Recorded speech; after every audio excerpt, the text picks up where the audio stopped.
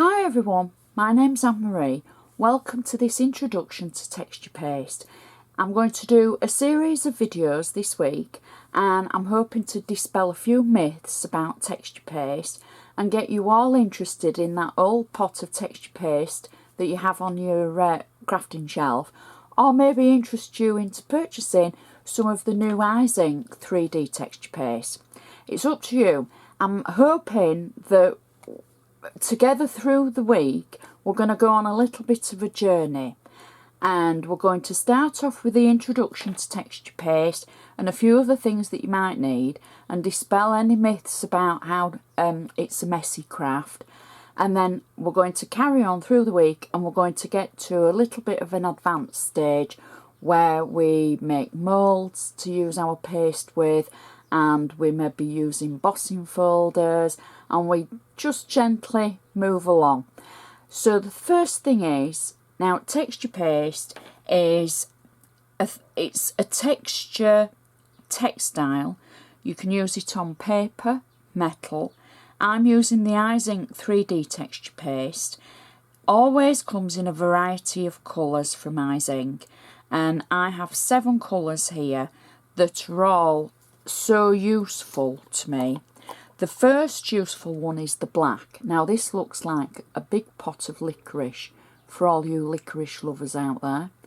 Not for me, I'm afraid, isn't licorice. No, it doesn't like me and I don't like it. So that's the black, nice and rich and thick. Now you can use it on a variety of different surfaces: paper, wood, metal. You can do more with it as well when it's dry. And I want to just run through a couple of the colours that you can get, just to kind of show the versatility. Now these are 2 of the brights that's available, and we've got citronella and bamboo. I've not opened these and I'm going to leave them closed if you don't mind, because I haven't used them as yet and I shall save them for a project as we go along. So those are the 2 brighter colours. Now we've got the cerise here, and that's actually called, now you see I've got my glasses on but I can't quite see, but we'll call it cerise. It could be geranium, she says. Sorry, should have checked that. So it's like a kind of bright cerise, beautiful. And I know I'm trying to tell you how it's not a messy craft, but as soon as you open the pots you're going to want to dip your fingers in, because it's one of those things, when you get a fresh pot of anything you always want to try and dip your fingers in. Try not to, because that's when it starts getting messy. So that's the cerise, and we're going to use that in one of our projects this week, where we're going to use duo colours. Just to give you a clue. Now Eyes Ink also do Pearly Finish, which we would maybe call metallic. So again, it works just the same as the standard colours, and this is our Pearly Finish, and this is gold, and it just looks so gorgeous to dip into. So that's the gold, and it does dry with a gorgeous metallic finish. Then we've got dark brown, as we'd call it here, and this is the colour of tree bark, something like that. Milk chocolate, that's what it reminds me of. Oh, yum. And that's a versatile colour. However, the most versatile colour in texture paste that you can get, whatever company you buy it from, is white. Now the one from Eyes Ink is actually called jasmine, but white is white, and you can do so much with the white texture paste. This is the one that we're going to mainly focus on this week, because we're going to do different methods using it and different things. Plus, it kind of shows the versatility a little bit more, I think. But if you were only ever going to buy one pot of texture paste to try, you know, purchase the white, because after you can ink it, you can spray it, you can paint it, you can use it with so many of your different mediums that you've already got in your stash. Now, two things that you will definitely need when using texture paste: kitchen roll and wet wipes. Any old wet wipes, you know, cheapy wet wipes, just to keep your hands clean, because you might get it on there, to clean your surface. Kitchen roll, paper towel as some call it, to clean your surface and dry your surface after using your wet wipe.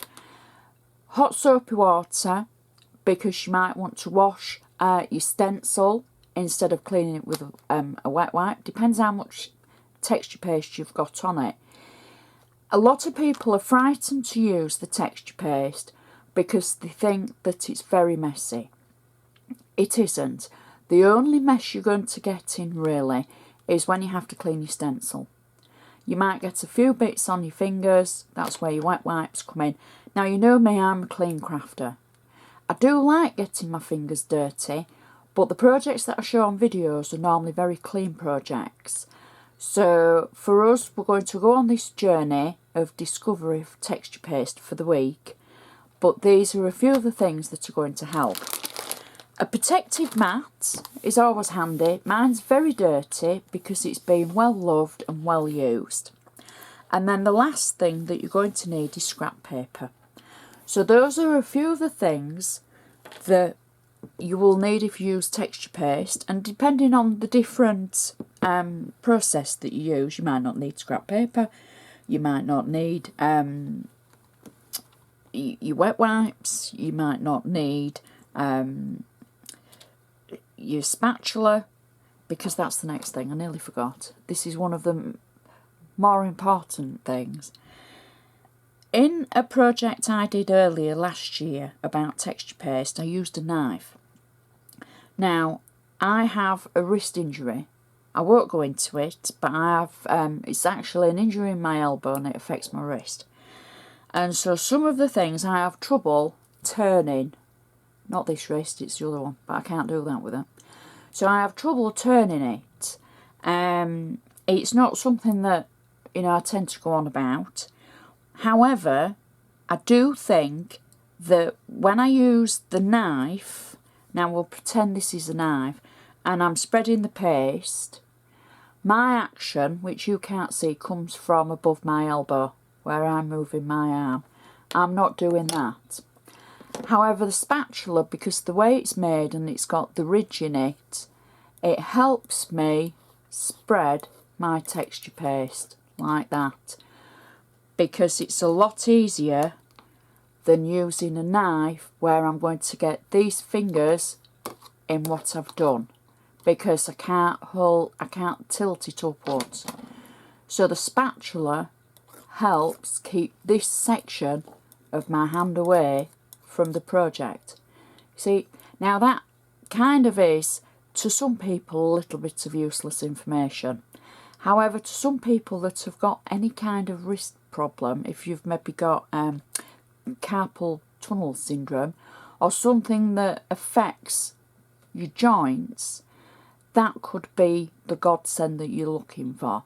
Now, it's only a little thing and I couldn't tell you the price of them. However, that is going to be the one tool that you will never want to be without when you're using your texture paste, because it is so helpful. Now, the first thing we're going to do with our texture paste in our next video is we're going to use it with a stencil. I'm going to use a stencil I've used before, but we're going to show just the basics of how to use the texture paste and just building up from there. So I hope I've kind of covered a few of the basics. I don't pretend to be any mixed media expert, because there's so many wonderful people out there that are complete mixed media experts.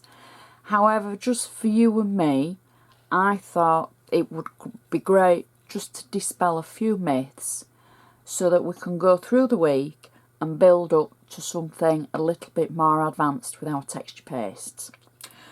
So I hope you've enjoyed watching. I hope it's given you a little bit of an inkling as to what we're going to do, and maybe to spur you on to get your paste out and get ready for tomorrow's video.